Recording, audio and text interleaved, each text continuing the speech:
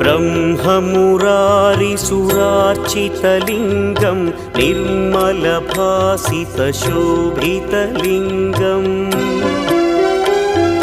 जन्मजदुःखविनाशकलिङ्गं तत्प्रणमामि सदा शिवलिङ्गम् देवमुनिप्रवरार्चितलिङ्गं कामदहन करुणाकरलिङ्गम् रावणदर्पविनाशकलिङ्गं तत्प्रणमामि सदा शिवलिङ्गम्